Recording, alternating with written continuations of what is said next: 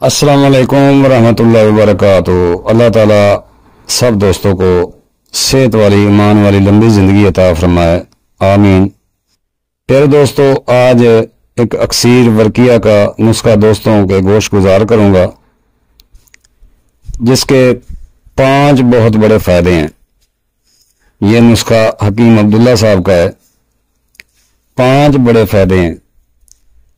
पहला फ़ायदा, दूसरा यूरिक एसिड, तीसरा औरतों की फ्लेपन ट्यूब की ब्लॉकेज, मर्दों के स्पर्म की नाली की ब्लॉकेज, दिल की ब्लॉकेज। ये 5 इंशाल्लाह अमराज जड़ से ख़त्म हो जाएंगे। इसके अलावा जिगर के अमराज के लिए अला दर्जे की दवा है। हुक्मा हजरात हड़ताल वर्किया से बखूबी वाकिफ़ हैं। अक्सीर वर्किया बनाने का तरीका कुछ यूँ है। हड़ताल वर्किया उम्दा किस्म की 2 तोले लें। माल कंगनी आधा किलो लें। माल कंगनी ताज़ा होनी चाहिए, पुरानी नहीं होनी चाहिए। माल कंगनी आधा किलो ले लें। उसको मोटा मोटा कूट लें। स्टील का एक लंबा जग लें, डब्बा लें, या यानी कि जिसमें ये आधा किलो आ जाए मगर फिलावट में ज़्यादा ना हो, लंबूतरा जग वगैरह हो,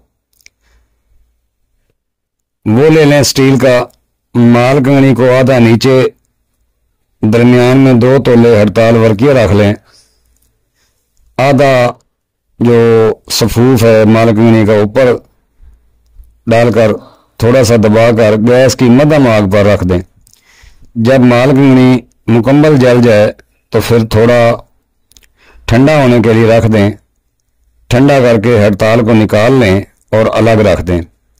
इसको दूसरा अमल ये करना है कि इसी हड़ताल वर्किया को 1 पाव मीठा सोडा में रखकर हल्की आंच पर रखें। स्टील का ये गिलास में आधा मीठा सोडा नीचे रखना है और आधा ऊपर देना है। इसको 5 घंटे गैस की मध्यम आंच पर रख कर दें। इसके बाद ठंडा होने पर 6 घंटे खलल करें।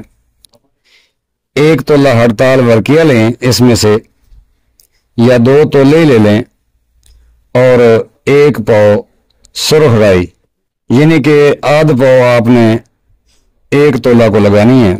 सुरख राई बारीक सफूफ बना लें और अच्छी तरह खरड़ करके हड़ताल इसमें अगर पाव है तो 2 तोले, अगर आध पाव है तो 1 तोला डालकर 500 मिलीग्राम के कैप्सूल भर लें। मिकदार खुराक 1 कैप्सूल रोजाना 1 पाव दूध से लें। पानी से भी ले सकते हैं।